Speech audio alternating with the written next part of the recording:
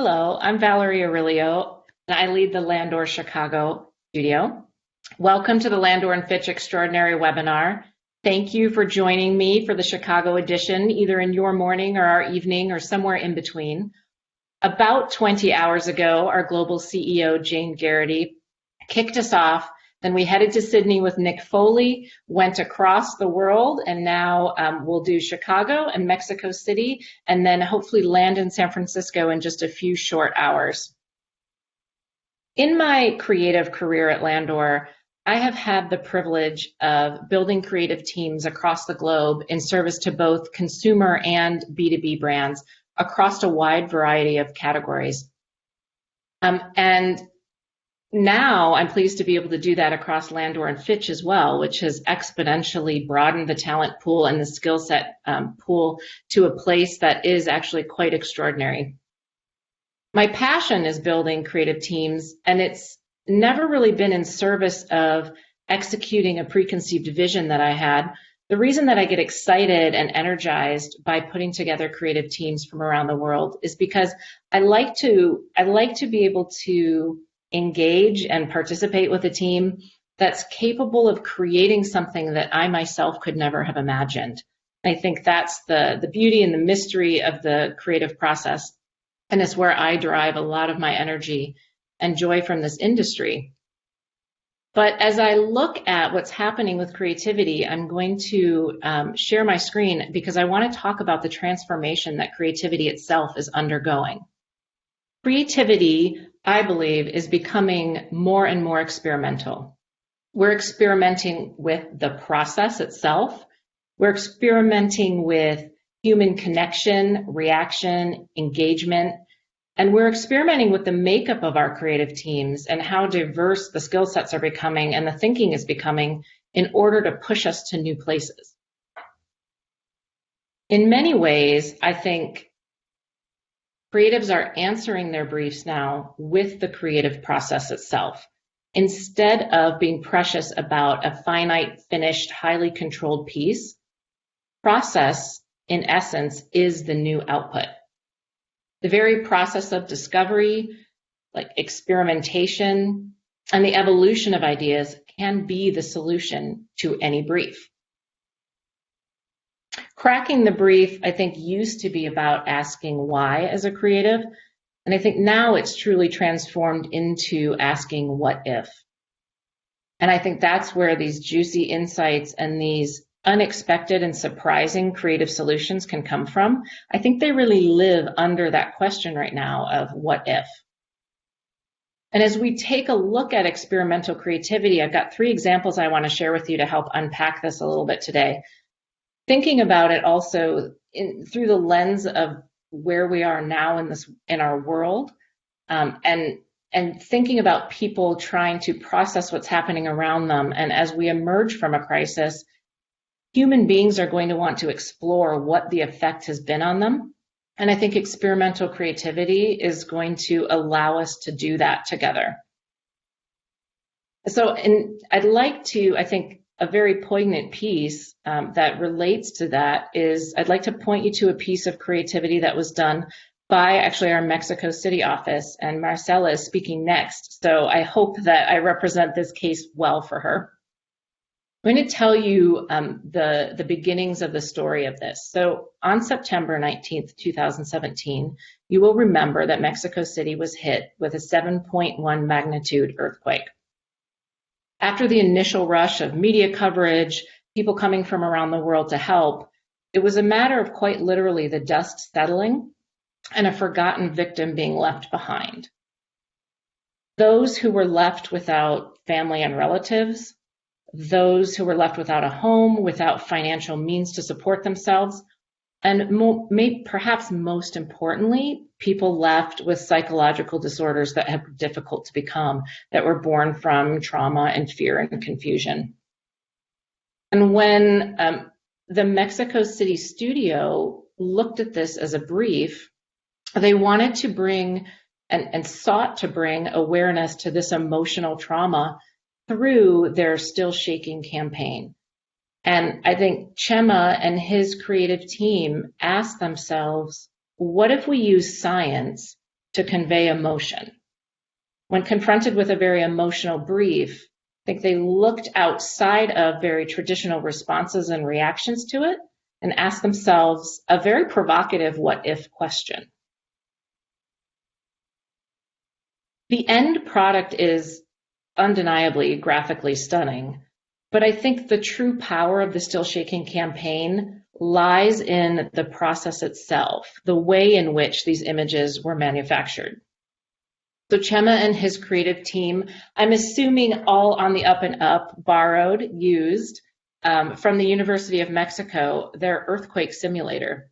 And each powerful black and white imprint is the result of vibrations that were emitted from the magnitude of historic earthquakes from around the world. So inputting those magnitudes and then allowing those vibrations and seismic activities to create the stunning graphic solution.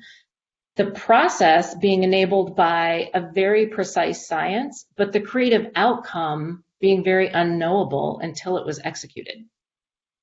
I think this type of creative exploration and experimentation can present audiences with the opportunity to try to find meaning in what can feel unknowable and beyond their control, which undeniably is something that our cultures around the world are going through and humans are going through. And so I encourage you to think about, as brand owners, searching for the right language to communicate to your audiences, to your consumers. Don't shy away during this time from experiential creativity. I think it can be the key to unlocking a connection, a unique connection to audiences. It can be something that is shared because it's a process to derive meaning from something that's very creative, and it can help you move through this experience together. In the previous talk, Michelle talked about Generation E. I think Generation E, or Generation Everyone, being brought together by something like the COVID-19 crisis, I think they will be expecting to explore and discover and figure out what sort of effect this is having on them. Shifting gears a little bit to my second example of experimental creativity. Many around the world, I don't know how many from multiple global regions we have on the phone. I hope a lot. I'm sure that you haven't thought about this. Most Americans have not thought about this. I had not thought about it until I was confronted with this brief, but America does have a pretty big birthday coming up. In 2026, American democracy will turn 250 years old. And 1 year ago, the United States Semi-Quincentennial Commission asked Landor to create an identity to commemorate this milestone, with the ultimate goal of having our country feel more united in 2026 than it feels today. That's a big brief. If any of my team is on, I'm sure they're expecting me to say brief of a lifetime, because that, for me personally, is what this has felt like. And so as we dug into this immense challenge, we asked ourselves, what if we created a brand that was more than a logo that looked great on merch? It's going to look great on merch, have no fear about that. But as a bigger what if question and exploration, we asked ourselves, what if we invited 330 million people to build a brand together? I think what we did was to create a brand that was strong enough, yet flexible enough and inclusive enough to inspire a nation to tell their collective stories as well, and maybe even more importantly, their individual stories. The opportunity was for us to creatively design a framework versus a highly controlled message or logo. And then the big challenge for that is to be able to let go of the outcome. The process for us as a nation to learn, share, and evolve this story together is actually our answer to the brief. And through that process and growth, we hope to feel more united in 2026 than we do today. But experimental creativity can come with risk. I think there's fear associated with this type of approach. I think the next 6 years for this project in particular promise to be an adventure. And I think there will be, more crises, more triumphs, things that we can't predict in the next 6 years and beyond, that we hope to have built this experimental framework or this storytelling framework for. And I think the true test of it will be, can it hold those stories? Can it tell those stories? And can we see the American spirit triumph across that experience? The COVID-19 has been, because this brand hasn't officially launched yet, it's been a very interesting test for us as we built something that was very positive, very optimistic, very iconic, and meant to flex. And then we really had to ask ourselves, can it tell this story? And we believe that it can, because it's built to tell the last 250 years. It's built to reflect what our present situation is, and then it's built to help us envision the next 250 years together. So I hope that you will see this, but my true hope is that creatively, as I said in the beginning, this brand, because we're inviting the entire nation to participate, this America 250 experience will look like something that, sitting here right now, I can't even imagine. And then as I say it out loud, it feels like, oh my God, we've just built, the biggest, most inclusive creative team to date. So we'll stay tuned and we'll see how it goes as an experiment. My third experimental creativity example actually comes from Burger King. So Burger King, the Whopper, is now free from artificial preservatives. This was a long time coming for Burger King. It took them a long time to get there. And it was an accomplishment that they wanted to make sure they were able to disrupt the market with their message. So last February, they got very experimental with how to break through with their fresher, healthier ingredient story. The creatives at INGO in Sweden had the guts to wonder if they could use disgust to drive brand affinity in the fast food category. What if we let the burger decompose? I think on the surface, this looks like visual experimentation. This looks like we can't, we're doing a natural process, we're capturing it, we can't control what the mold's going to do. We don't, as creatives, know what the outcome will be. And I think that's true. But I think the deeper, more profound experimentation here is with the human emotions. And of the 7 human emotions, can we choose one that's completely unexpected? And use disgust to actually sell a fresh, healthy food message? Can we actually get someone to buy a Whopper by using disgust or shock? And I think what they've done is they've created a debate, or they've created a war in the consumer's mind, and that process that someone goes through as they look at something so ugly and disgusting and are revolted by it. They're processing the message of, this is what happens to real food. And oftentimes, and studies showed that they also made the leap that they remembered messaging about McDonald's burgers not decomposing, so making all sorts of leaps and connections in their minds because they were surprised and disgusted by the way that this message was communicated to them.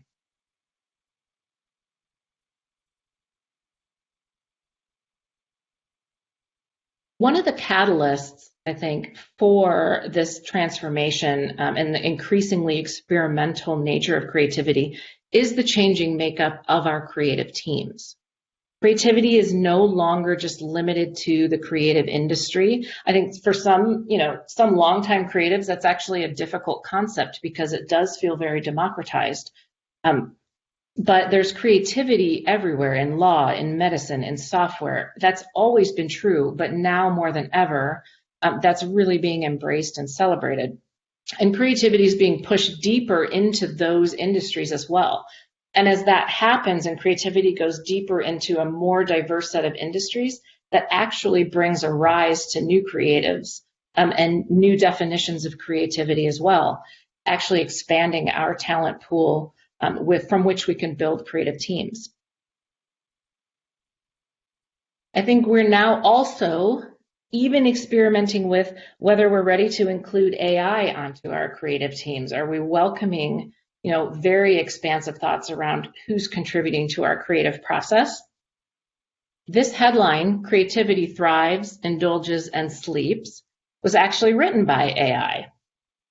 We gave it the prompts of this talk. We trained it on about 30 years of business, let me check my notes, Associated Press headlines.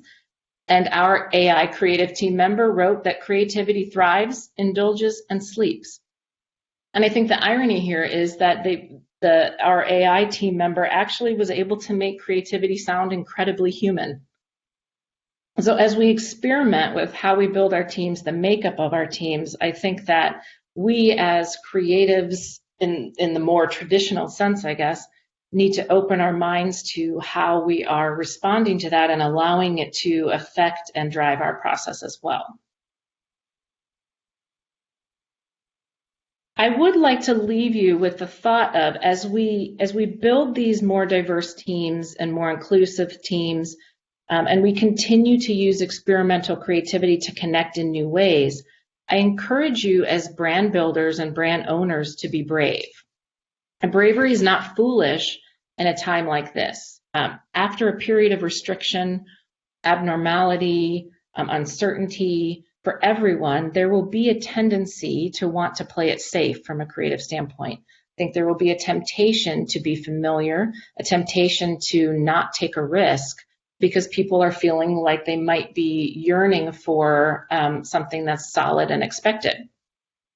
But I think as we heard about Generation Everyone and Gen Z coming up, and we've heard about some of the other incredible endeavors that Gabe was talking about between creativity just being part of our humanity, bravery is not foolish here. I think experimentation can lead your brand to a place of resonance and stand out. I think in a time when we're asking very straightforward questions like why, when, how soon, how many feet do we need to be apart, we're asking questions because we're looking for security. I think now more than ever, it's important to continue to ask what if, to continue to experiment as brands, creatives, and people. And as Gabe said a couple hours earlier, creativity should accelerate at this point. And I think we should push an experimental trend that was happening long before COVID hit. We should really accelerate and let that be a catalyst into helping us as humans understand and process and move forward.